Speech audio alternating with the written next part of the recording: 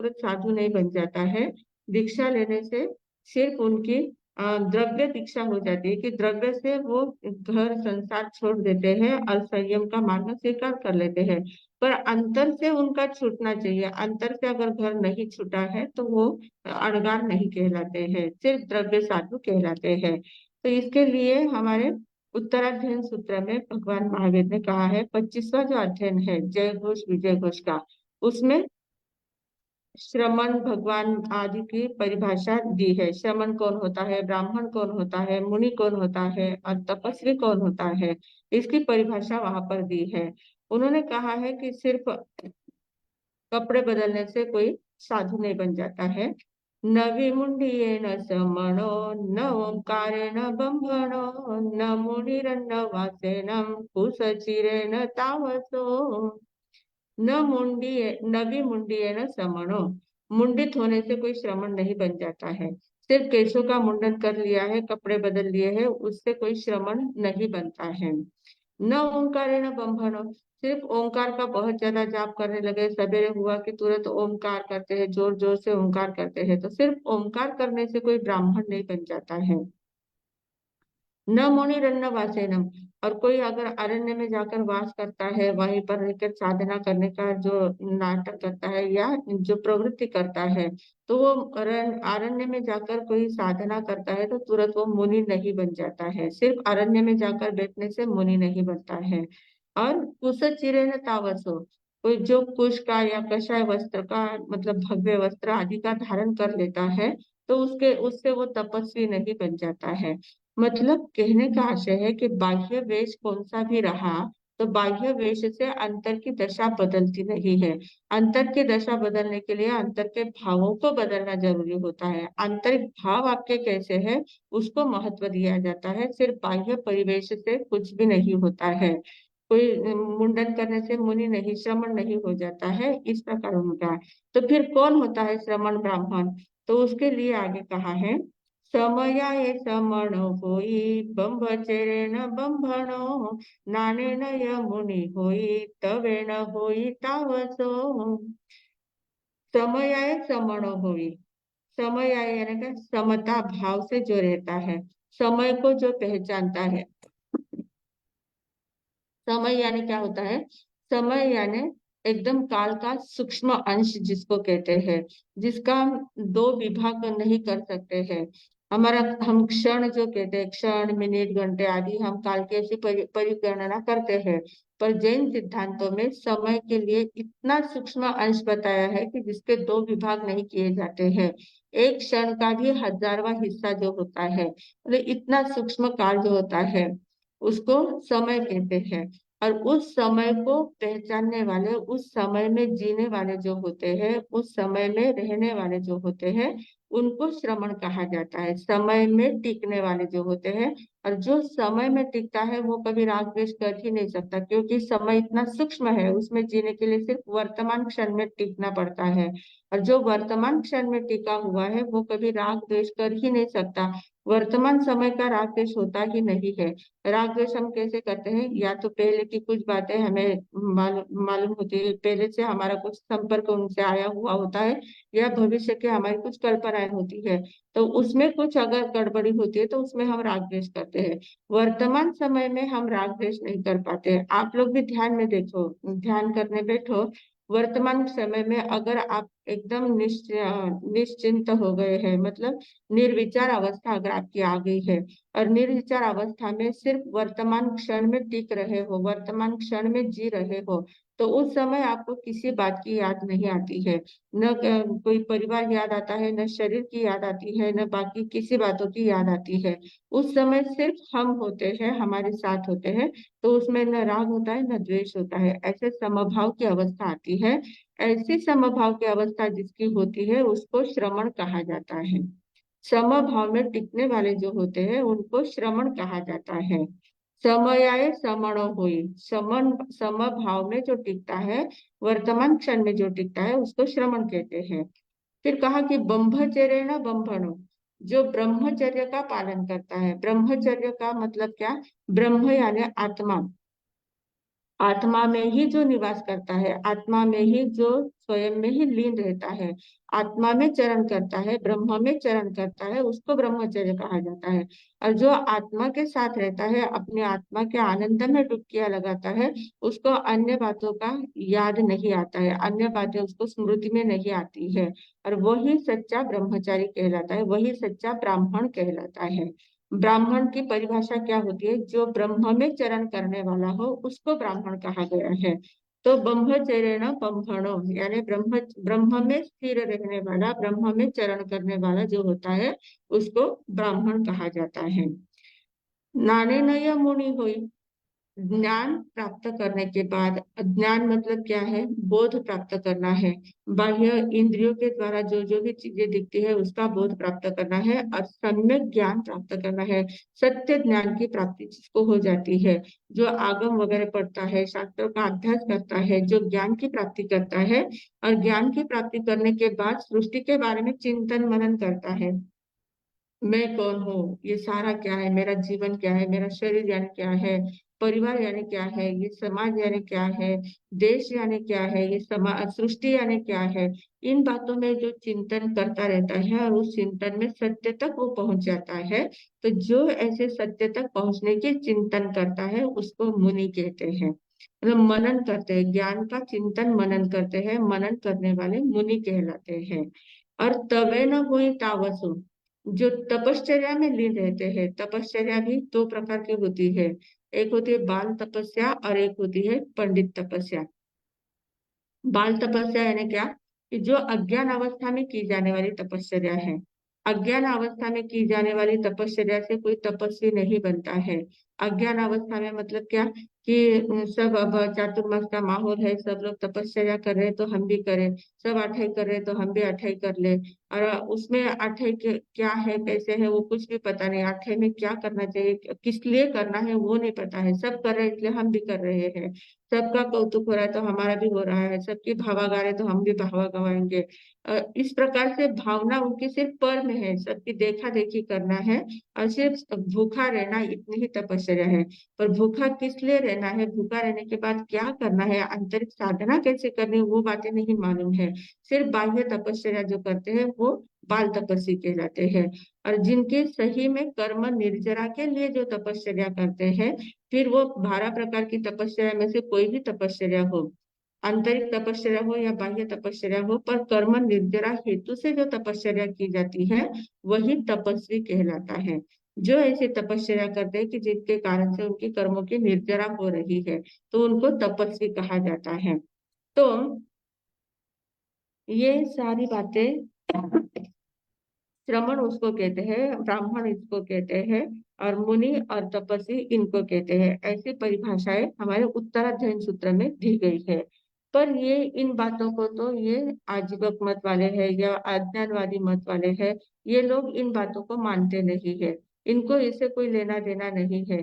सिर्फ उनको लगता है कि हमने हमारा जो धर्म स्वीकार हमने किया है, धर्म की जो हम आराधना कर रहे हैं, धर्म कौन सा है, क्या है, वो उनको पता नहीं है। सिर्फ सरल वृत्ति से रहते हैं, अज्ञानता में रहना है, किसी प्रकार की झंझट में नहीं पड़ना है, किसी प्रकार का ज्ञान प्राप्त नहीं करना है। इन बातों में वो जो रहते हैं, तो वो अपने आप को क्या बोलते हैं कि हम श्रमण है, हम सच्चे श्रमण है, हम सच्चे धर्म के आराधक है। तो ये उनकी मूढ़ता है, ये उनकी मूर्खता है। वे वास्तव में धर्म का नहीं, अधर्म का आचरण कर रहे हैं, अधर्म का सेवन कर रहे हैं। इस प्रकार इस 20वीं गाथा में उनका वर्णन किया गया है। आगे 21वीं गाथा है।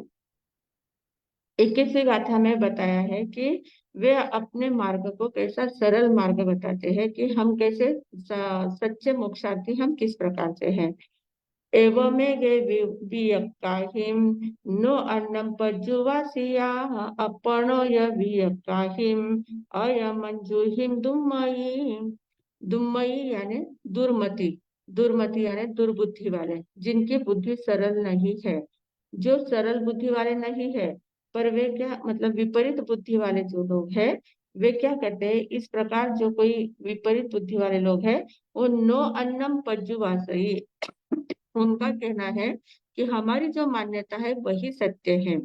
हम अज्ञानवाद में जीना पसंद करते हैं, तो हमारी जो मान्यता है वही सत्य है।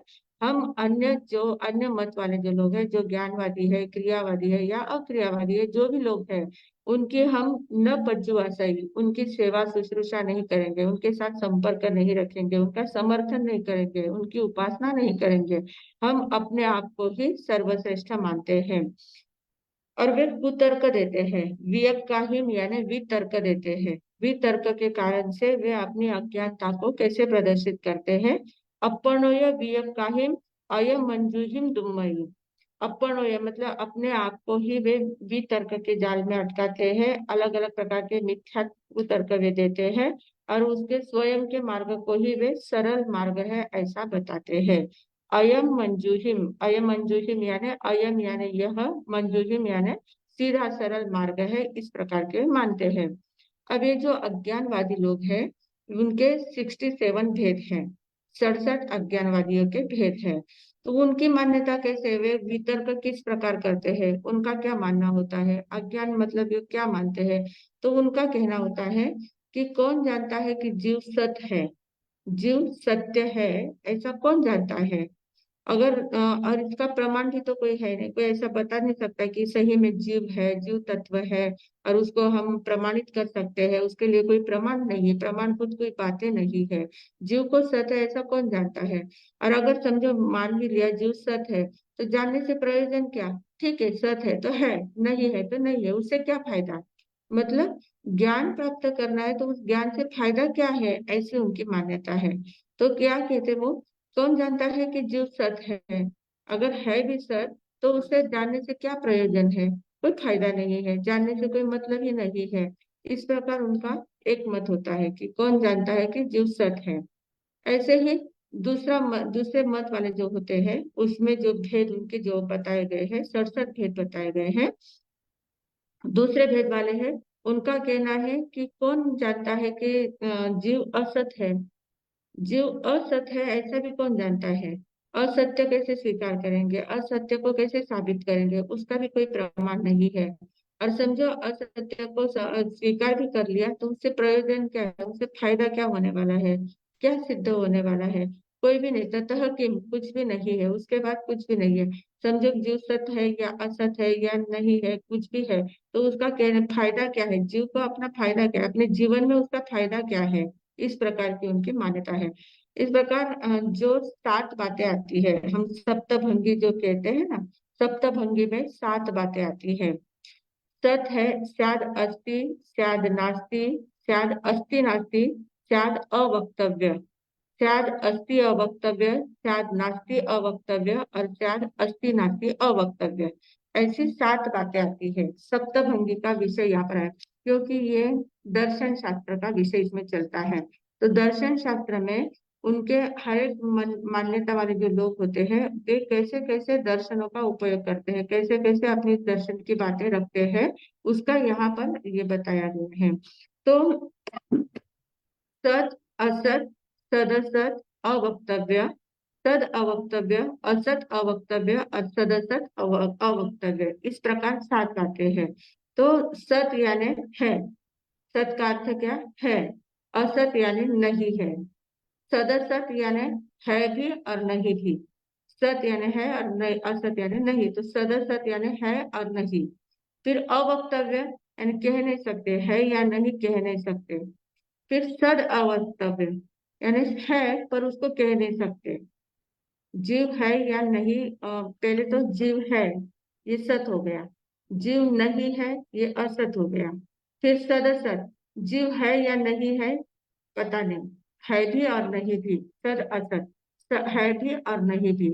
और फिर अवक्तव्य में जीव अवक्तव्य है, मतलब कह नहीं सकते, है या नहीं है कुछ कह नहीं सकते, जीव के बारे में कुछ नहीं कह सकते हैं। फिर सद अवक्तव्य, जीव है पर उसको कह नहीं सकते, बता नहीं सकते, ये सद अवक्तव्य हुआ। फिर आगे है असद अवक्तव्य, जीव नहीं है पर फिर भी कह नहीं सकते, पता नहीं है या नहीं है, पता नहीं, कह नहीं सकते। नहीं है उसको भी हम सिद्ध नहीं कर सकते, है उसको भी सिद्ध नहीं कर सकते हैं। और फिर जीव जीव सदसद अवक्तव्य, है या नहीं, ये है भी नहीं भी, फिर भी वो कह नहीं सकते। इस प्रकार 7 बातें होती है। 7 बातें सभी के ध्यान में आ गई। सप्तभंगी की 7 बातें होती है। इन 7 बातों से इस सप्तभंगी का बहुत ज्यादा महत्व होता है। इसको स्यादवाद भी कहते हैं। जो अनेकांतवाद और स्यादवाद, ये दो बातें हमारे सिद्धांतों में आती है। अनेकांतवाद यानी क्या है कि अनेक दृष्टियों से उनको सुनना, अनेक दृष्टियों से चिंतन मनन करना, देखना। सभी जो अनंत धर्मात्मक होती है तो सभी धर्मों से जानना, उसको अनेकांतवाद कहते हैं, अनेकांत दृष्टि कहते हैं। अनेकांत ये दृष्टि होती है। और उस अनेकांत दृष्टि को व्यक्त करना जो होता है, उसको बोलने की जो पद्धति होती है, उसको स्यादवाद कहते हैं। स्याद का अर्थ होता है कथनचित, क्वचित होता हो सकता है, कथनचित ऐसा उसका अर्थ होता है स्याद का। तो स्याद अस्ति, स्याद अस्ति का फिर वापस मैं रिपीट कर रही हूँ, वापस एक बार देख सुनना आपने। स्याद अस्ति का अर्थ होता है कि कथनचित है। जीव, जीवः स्याद अस्ति, मतलब जीव कथनचित है। ये एक वक्तव्य हो गया। फिर दूसरा है जीव स्याद नास्ति, मतलब जीव कथनचित नहीं है, जीव कथनचित नहीं है, या जीव असत है, इस प्रकार से। फिर तीसरी बात है स्याद अस्ति नास्ति, जीवः स्याद अस्ति नास्ति, मतलब जीव कदाचित है भी और नहीं भी। अस्ति नास्ति, है भी नहीं भी। अस्ति नास्ति जो बोल रही हूँ वही सत असत या सत असत ऐसा होता है। फिर चौथी बात आती है अवक्तव्य। जीवः स्याद अवक्तव्य, जीव है या नहीं कुछ कह नहीं सकते। अवक्तव्य, कह नहीं सकना। बहुत सारी ऐसी बातें होती है कि जो हम कह नहीं सकते हैं, कहने जैसी नहीं होती है, या उसका विपरीत अर्थ निकाला जाता है, या उसको हम शब्दों के द्वारा व्यक्त नहीं कर पाते हैं। जैसे हमारे अंतर की अनुभूति होती है, वो शब्दों द्वारा व्यक्त नहीं होती है। माँ की ममता जो होती है वो शब्दों द्वारा व्यक्त नहीं हो पाती है। बहुत ऐसी बातें होती है कि जिसको हम व्यक्त नहीं कर पाते हैं। तो वैसे अवक्तव्य, अवक्तव्य स्याद अस्ति स्याद अवक्तव्य, जीवः स्याद अवक्तव्य, मतलब जीव है या नहीं कह नहीं सकते। फिर पांचवी बात आती है जीवः स्याद अवक्तव्य। जीव है पर उसको कह नहीं सकते।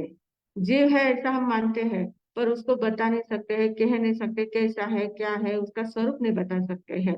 तो शायद अस्ति अवक्तव्य, है पर उसको बोल नहीं सकते हैं। फिर है नास्ति अवक्तव्य, जीव नहीं है पर फिर भी कह नहीं सकते, क्योंकि उसका अस्तित्व हमें दिखता है, अनुभूति कभी कभी होती है।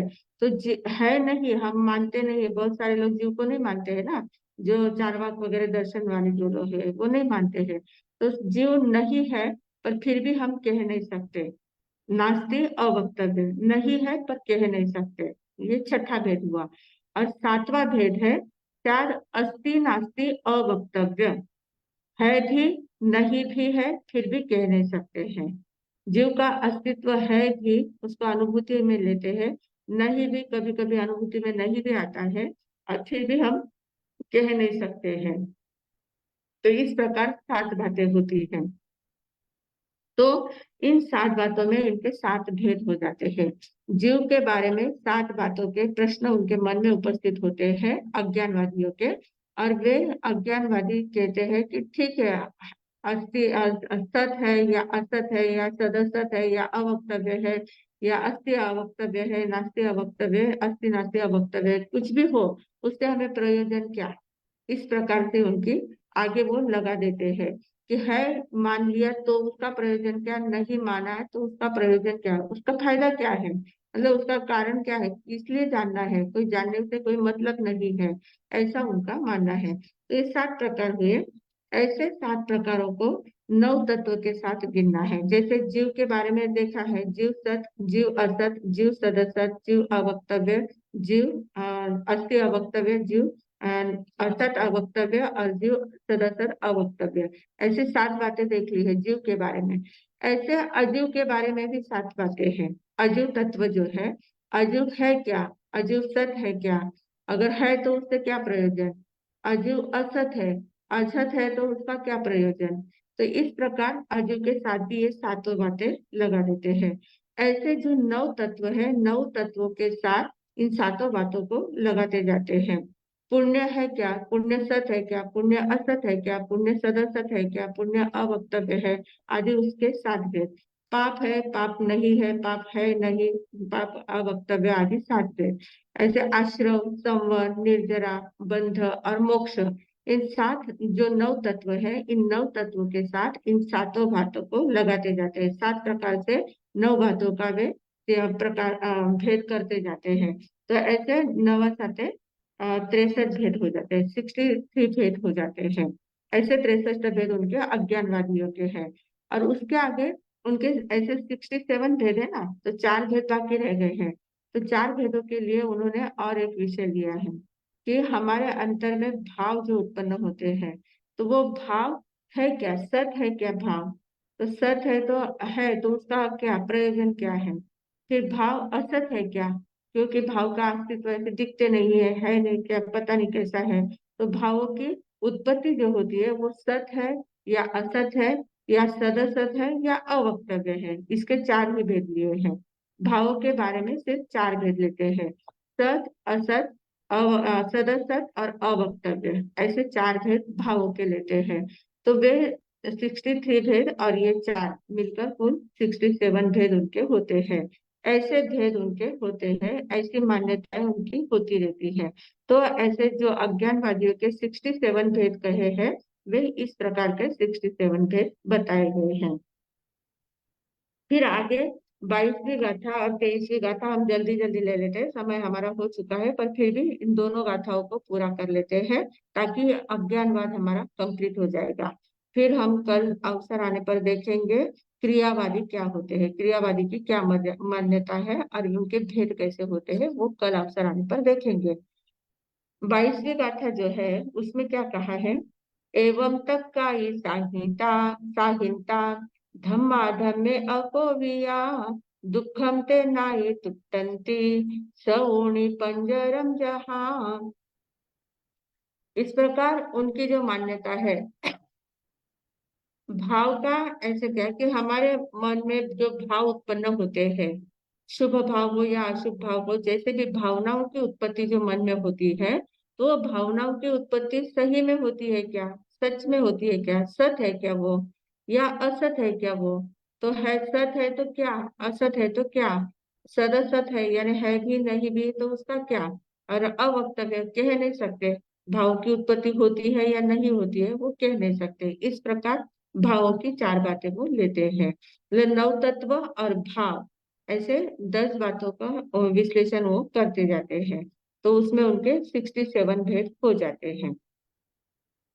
अब ये जो 22वीं गाथा है, 22वीं गाथा में उनकी मान्यता क्या है कि हमारा जो अज्ञान मार्ग है, एवं तक्काइन साहिंता धम्मा धम्मे अकोविया दुखम ते नाई कुटंती सावणी पंजन।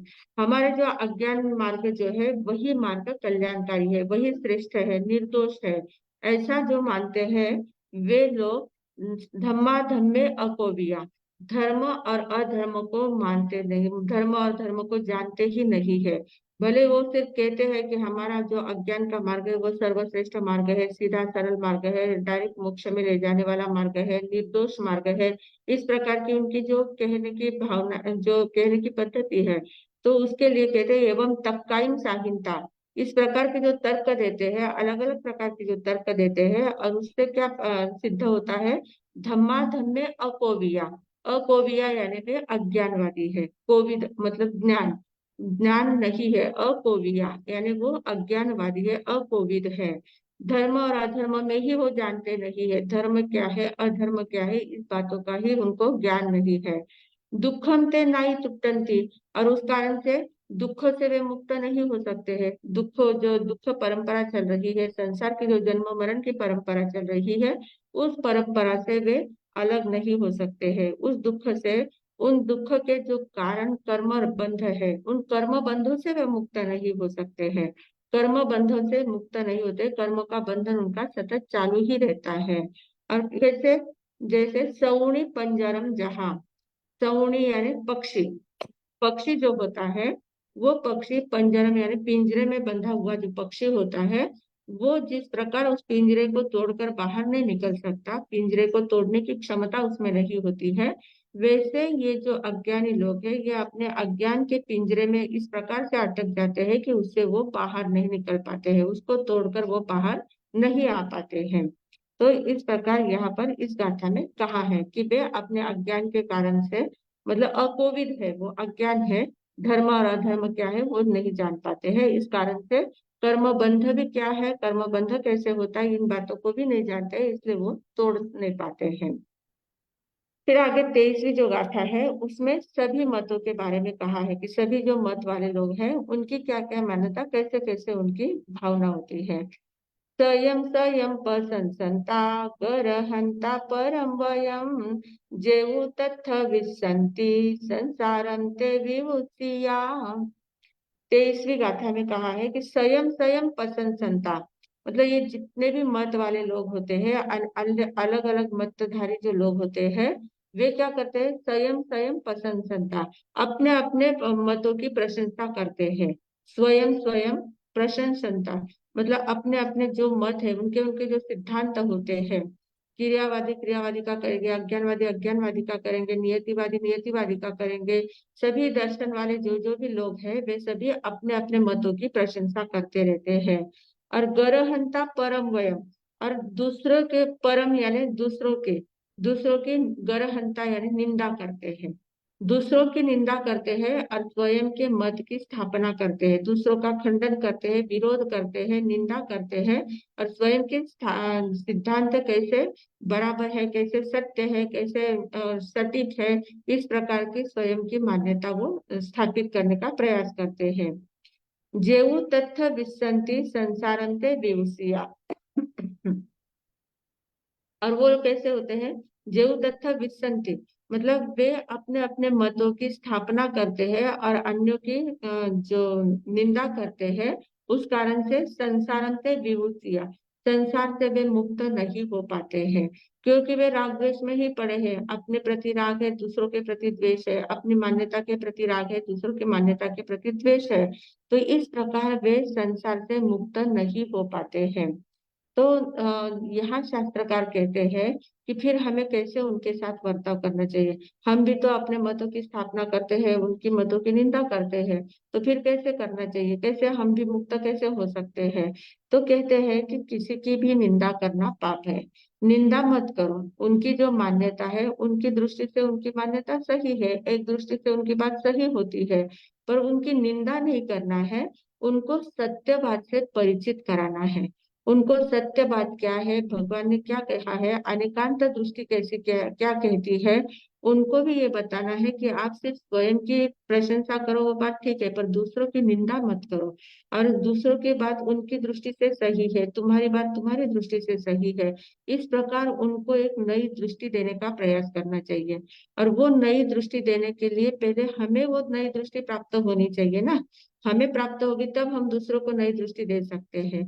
तो वो नई दृष्टि प्राप्त करने के लिए पहले हमें अनेकांतवाद की, अनेकांत दृष्टि की प्रैक्टिस करनी चाहिए, अनेकांत दृष्टि को समझने की कोशिश करनी चाहिए। जब हमें अपनी अनेकांत दृष्टि हमारी खुल जाती है, तो फिर सामने वाला कौन से भी मत वाला हो, वो कैसी भी प्ररूपणा करता हो, उसका मत परिवर्तन करने में हम सक्षम बन सकते हैं, उसके मत का निराकरण हम कर सकते हैं, उसको हम बता सकते हैं कि भैया तुम्हारी मान्यता एक दृष्टि से सही है, पर इस दृष्टि से भी तो हो सकता है, ऐसा भी तो विचार हो सकता है।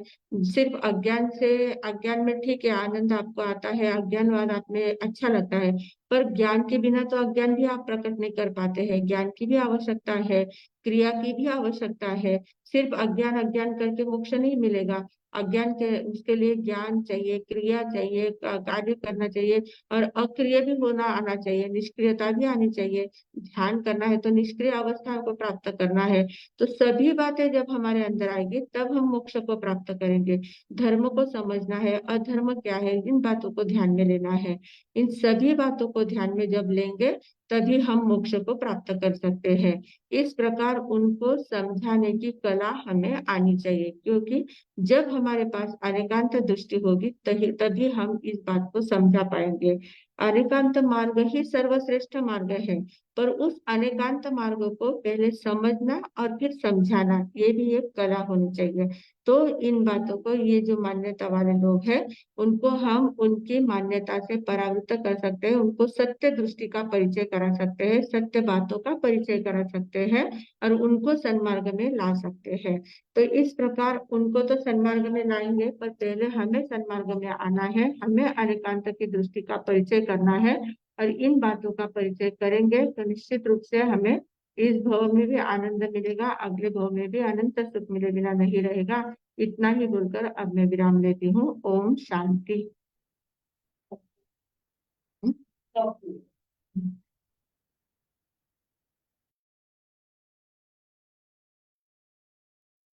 हाँ जी, शकुताई। मध्यानंदा मेवाड़। हाँ जी, दया। सभी जिज्ञासु साधकों को भावपूर्वक जय जिनेन्द्र। आज अज्ञानवादी का जो विषय चल रहा है, और अज्ञानवादी के बारे में काफी जानकारी हमने सुनी है और आज विशेष वर्णन किया। क्योंकि अज्ञानवादी का मान्यता क्या है कि मुक्ति का सरल मार्ग है अज्ञानवाद। अगर राग द्वेष नहीं करेंगे तो कर्म का बंधन नहीं होगा, सीधे मोक्ष में पहुंच जाएंगे, ये उनकी मान्यता है। और वो कहता है कि हम ही सच्चे धर्म के आराधक है।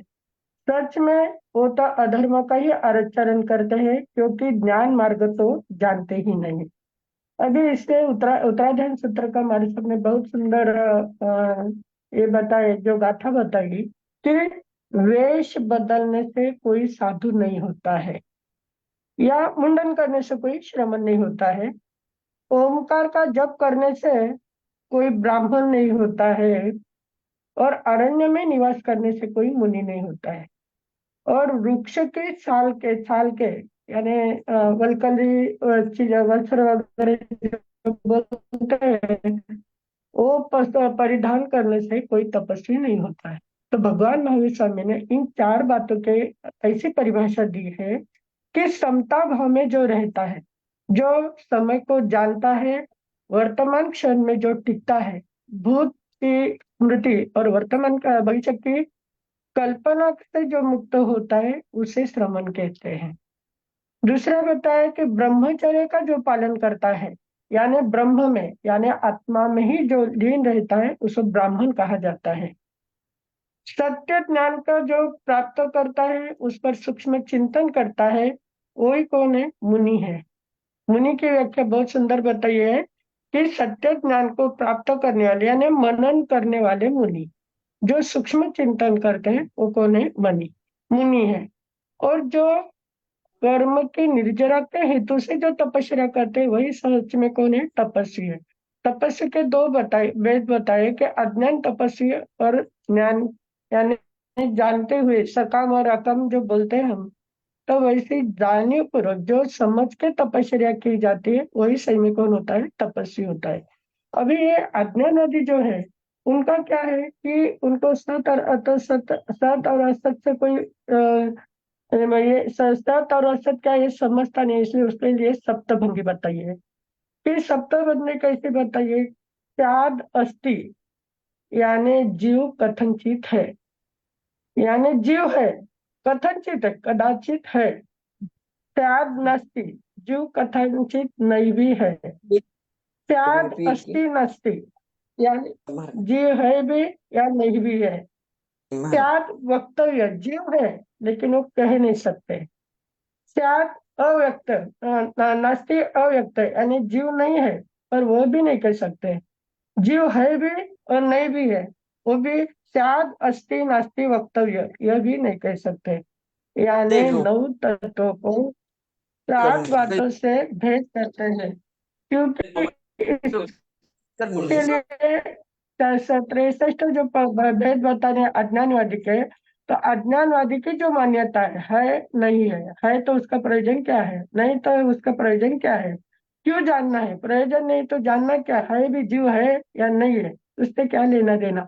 ये जो उनकी मान्यता है, और उसके कारण से सप्तभंगी से 7 बातें, सप्तभंगी को 7 सप्तभंगी से 9 तत्व को जानते हैं तो 63 भेद होते हैं, और भाव से जब जानते हैं भाव के लिए भी यही है, सत्य है, सत्य है क्या, असत्य है, सत असत है क्या, तो एक शब्दों में भी नहीं बता सकते हैं।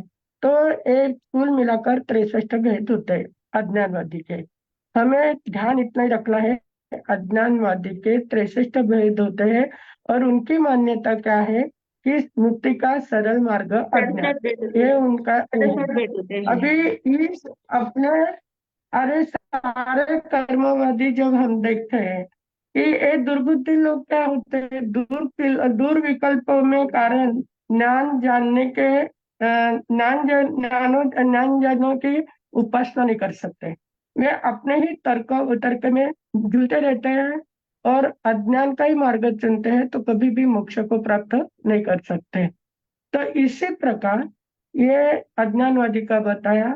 और सारे तत्ववादी दर्शनवादी हैं, वो सारे क्या करते हैं, अपने अपने दर्शन की प्रशंसा करते हैं और दूसरों की निंदा करते हैं, स्वयं के सिद्धांत की स्थापना करते हैं और लोगों को भ्रमित करने का वो प्रयास करते हैं। तो भगवान ने कहा है, किसी की भी निंदा मत करो, सब बातों से, अभी उनकी भी बात, कुछ बातें सत्य होती है उसको आप जान लो, लेकिन उनको सत्य बातों से परिचित कराओ और उनको एक नई दृष्टि देना। नई दृष्टि कैसे दे सकते हैं, जब आप अनेकांत सिद्धांत को, अनेकांत दृष्टि को अच्छी तरह से जान लोगे, तभी दूसरे को भी नई दृष्टि दे सकते हैं। तो हमें प्रयास करना है कि अनेकांत दृष्टि को जानना है, और जो हमारे सामने कभी ऐसे तर्क वितर्क वाले लोग आते हैं, तो उनकी निंदा कराना नहीं करनी, उनको समझाने का प्रयास करना है। तो हमारे सामने जो मार्ग बताया है, जो हमें जो बता रहे हैं हमारे साथ सारी बातें, तो उसी के अनुसार अगर हम चलेंगे तो वास्तविकता का ज्ञान हमें होगा। इसी मंगल भावना के साथ मैं विराम देती हूँ।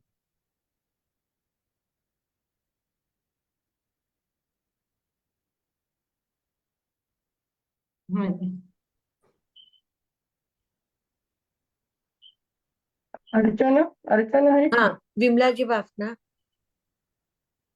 आपको अनम्यूट किया है। मथिन वंदवी मरसा हाँ जी। मरसा स्याद् अस्ति जीव कथनचित है, स्याद् नास्ति जीव कथनचित नहीं है। हम्म। स्याद् अस्ति नास्ति जीव कथनचित है या नहीं भी है है, भी और नहीं तो भी। नहीं भी, और अव्यक्त जीव ही है या नहीं कुछ कह सकते हैं। हाँ, फिर जीव स्याद् अस्ति अव्यक्त जीव है, पर कह नहीं सकते। और जीव उसका कह नहीं सकते। शब्दों में जीव प्रकट है नहीं पर कह कर सकते। अच्छा, और जीव नास्ति अव्यक्त, जीव नहीं है पर फिर भी कह नहीं सकते है या नहीं, जीव है, जीव नहीं है फिर भी कह नहीं सकते। फिर भी चारवाक कह नहीं यह सकते। शब्दों में प्रकट। चारवाक दर्शन हाँ वाले बोलते हैं ना जीव नहीं है, जीव हाँ, नहीं ऐसा बोलते हैं, पर फिर भी वो एकदम ठाक नहीं बोल सकते नहीं ही है, ऐसा नहीं बोल सकते, अवक्तव्य है। अच्छा, और लास्ट वाला हमारा सर चार स्वाद अस्थि नास्ति अवक्तव्य। अव्यक्त है, हाँ उसका क्या मतलब हुआ अस्थि हमारा सर? नास्ति अवक्तव्य, जीव है भी नहीं भी है फिर भी कह नहीं सकते, फिर भी उसका जीव है, वर्णन नहीं कर सकते। अच्छा, है भी मथिन वंदे नहीं हमारे भी सर फिर भी वो कह नहीं सकते। कह नहीं सकते। हाँ और जी। चार में हमारे सर सत असत, सत असत और अव्यक्त, अवक्तव्य बस चार ही लेना अव्यक्त है। चार ही हाँ लेना है वो। हाँ फिर हाँ। 67 अजीव का भी लेना हमारा सर, सेम ऐसे ही, हाँ सेम ऐसे। ये सेम ऐसे ही सात, लेना। सात जो भेद हुए ना, सात भेद हाँ से अजीव हाँ के भी हाँ, लेना है, पुण्य पाप आश्रय बंधन संवर निद्रा बर सबके लेना निजरम सबके लेना है, है। हाँ। सबके लेके, अच्छा हाँ। हम्म। मथिन वंदे हमारे सर सुख साता है हमारे सर। हाँ जी हाँ चाहता है। आगे कौन है? बहुत बहुत धन्यवाद। नीलम जी, आपको अनम्यूट किया है। नीलिमा जैन, सॉरी, नीलिमा जी। मथे नमी महाराज हाँ जी। दया को। सब सुख सुखता और सभी को जय जिनेन्द्र। महाराज साहब, मैं ये कहना, मेरा ये प्रश्न है, मतलब हम जैन धर्म नास्तिक कहलाता है, नास्तिक है क्योंकि हम वेदों को नहीं मानते और ईश्वर को नहीं हाँ मानते। हाँ तो मेरी आवाज आ रही है अच्छे से? हाँ हाँ बराबर आ रही।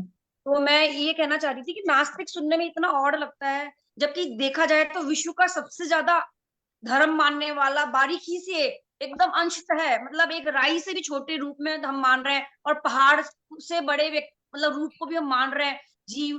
तो नास्तिक सुनना एकदम ऑड सा लगता है, एकदम गिल्टी फील होती है कि हम नास्तिक क्यों है, जबकि हम तो वो मान रहे हैं। नास्तिक जो उनकी जो नास्तिक की मान्यता है ना, वो सिर्फ वेदों को नहीं मानते इसलिए नास्तिक कहते हैं। ऐसे तो आत्मा को मानते हैं, इसलिए हम आस्तिक है ही, आस्तिक ही है। पर उनकी दृष्टि से जो वेदों को नहीं मानने वाले जो है, उनकी दृष्टि से नास्तिक है। वो कहते हैं कि वेद जो नहीं मानते वो नास्तिक है, जो वेद मानते हैं वो आस्तिक है। पर ऐसे दो प्रकार होते हैं आस्तिक नास्तिक के। जो आत्मा को मानते हैं वो आस्तिक होते हैं, जो आत्मा को नहीं मानते वो नास्तिक होते हैं। तो वैसे नास्तिक में सिर्फ चार्वाक दर्शन ही आता है, बाकी कोई दर्शन नहीं आते हैं। बाकी सभी लोग आत्मा को किसी न किसी रूप से मानते हैं। पर उनके वेद की दृष्टि से जो नास्तिक की परिभाषा है, उसमें हम वेद को नहीं मानते हैं, इसलिए जैन, बौद्ध और चार्वाक के तीनों वेदों को नहीं मानते, इसलिए नास्तिक कहे जाते हैं। तो वो ऐसे देखो, नास्तिक नहीं समझना है हमको, ऐसे नास्तिक नहीं समझना, हम आस्तिक ही है, हाँ, सर्वश्रेष्ठ आस्तिक है। आस्तिक ही है, सिर्फ उनकी वेदों की दृष्टि से वो नास्तिक कहते हैं। क्योंकि हम खाली अपने में ही जीव नहीं, हम तो चींटी में भी मान रहे हैं, हाँ, यहाँ तक कि हम तो पेड़ पौधे हवा में भी मानते हैं। और मतलब सही जो लोग नहीं मानते, हम तो उसको भी जीव मान रहे हैं, और फिर भी हम कहते हैं कि हम नास्तिक है। तो ऐसा लगता है कि अपने आप बात। पे शर्म फील होती है कि हम नास्तिक क्यों है, मतलब जबकि हम तो, हाँ, हमारा तो इतना विस्तृत है, हमारा इतना वृहद है धर्म, फिर भी मतलब सही उल्टा बात है।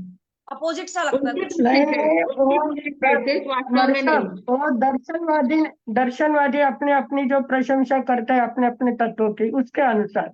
अभी उनका वैदिकों ने नहीं। अगर हमें नास्तिक कह दिया तो हम नास्तिक नहीं बनेंगे, हम तो आस्तिक ही है। क्योंकि आत्मा को जो मानने वाले वो आस्तिक है। हमारे दृष्टि से तो खाली वो भी हमारे साहब ने बताया, चार्वाक दर्शन ही नास्तिक है। तो हमें गिल्टी फील नहीं करना है, क्योंकि उन्होंने अकेले ने कह दिया तो हम कभी नास्तिक नहीं हो पाते। और एक चीज और, जैसे मतलब हम वेदों को नहीं मानते, लेकिन शुद्ध परंपरा के अनुसार तो मतलब हमारे भी जो व्यक्ति आगम है, हमने कोई मतलब हमारा ऐसा प्रूफ नहीं है, मतलब हमने मतलब जो महावीर स्वामी ने या जो सिद्धों की वाणी, अरिहंतों की वाणी थी, वो शुद्ध परंपरा से लिखी गई है। तो वेद भी तो शुद्ध परंपरा से लिखे हुए हैं, मतलब जो भी उनके भगवान रहे होंगे उस समय, मतलब जो भी मतलब शैव वैष्णव या जो भी, तो वो। और जबकि हम कहते हैं कि हम तो अनिकांतवाद हैं जी, हम मतलब मेरे साइड से 6 दिख रहा है, आपकी साइड से 9 दिख रहा है, तो दोनों सही है। मतलब जयपुर में बारिश हो रही, दिल्ली में नहीं हो रही, तो दोनों सही है।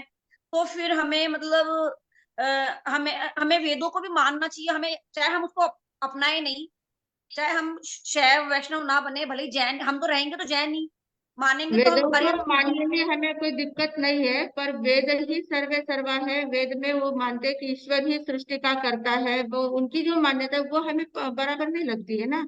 हमारी मान्यता से वो नहीं है, गलत है थोड़ा।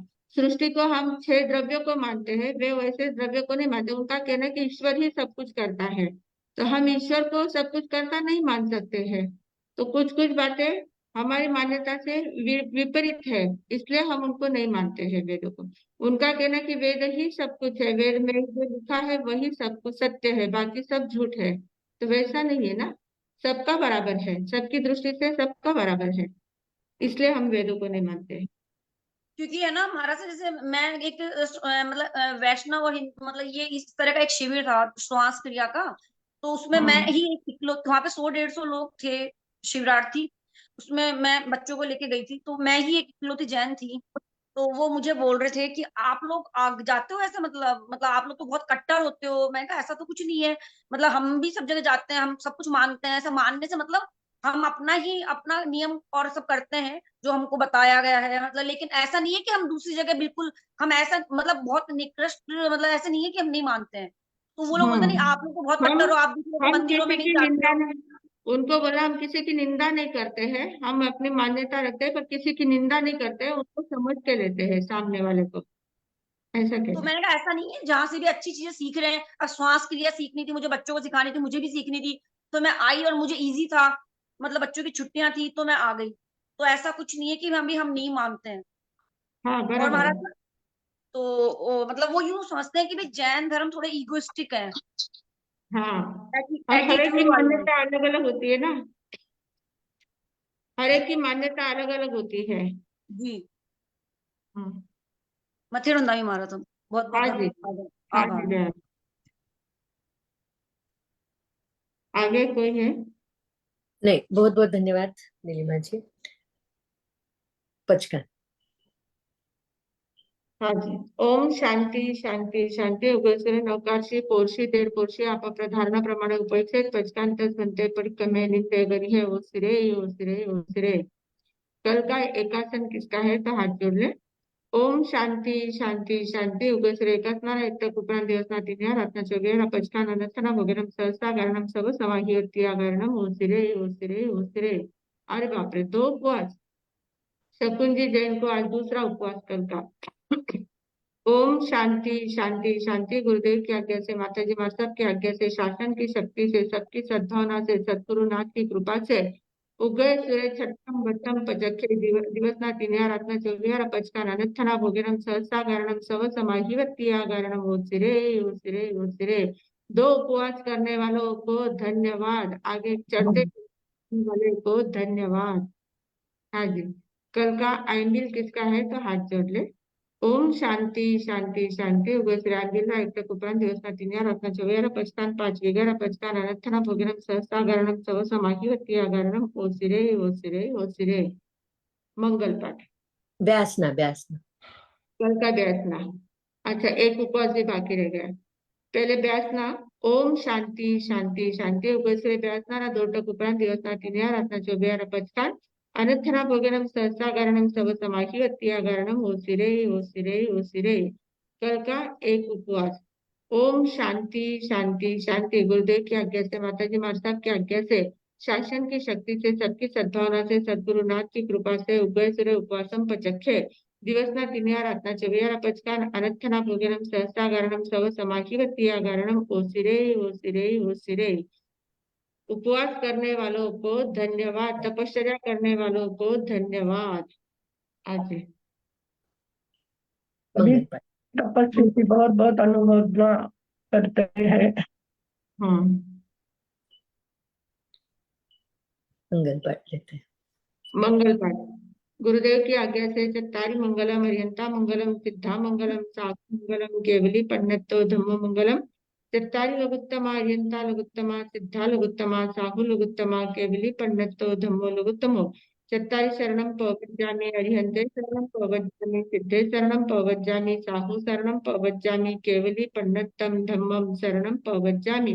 4 मंगल 4 उत्तम 4 शरणा दुख हरना सुख करना वरण शरणा कोई जो भवि प्राणी आदरे तो अक्षय अमर पद हुए। बोले भगवान की जय, आचार्य गोविंद की जय, महाराज साहब की जय, संस्कार भारती जय श्री प्रीति सुध महाराज साहब की जय, सब साधु संतन की जय, आज के आनंद की जय। परम पूज्य संयम प्रीति जी महाराज साहब जी को खूब खूब धन्यवाद, आभार आभार आभार। Vardhaman education and research institute के एडमिशन अभी भी चालू है, तो आप सभी से रिक्वेस्ट है कि please please Mahesh Desai sir का नंबर यहाँ पे स्क्रीन पे दिख रहा है, आप लिख के लीजिए, चाहिए तो 9307187665 महेश देसाई सर से संपर्क करके आप अभी भी एडमिशन ले सकते हैं। सभी को जिन्होंने भी प्रयास किया है, पुरुषार्थ किया है, उन सभी का हम धन्यवाद देते हैं। आज से हमारे क्लासेस चालू हुए हैं, बहुत अच्छा लग रहा है। बहुत सारे एमए के स्टूडेंट आज बहुत खुश से सीख रहे थे, बीए के भी स्टूडेंट बहुत खुशी से सीख रहे थे।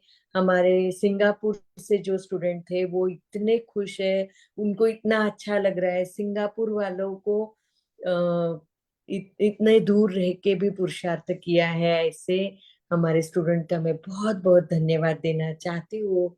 अब हम मिलते हैं कल रात बराबर 8:30 बजे। सभी को शुभ रात्रि।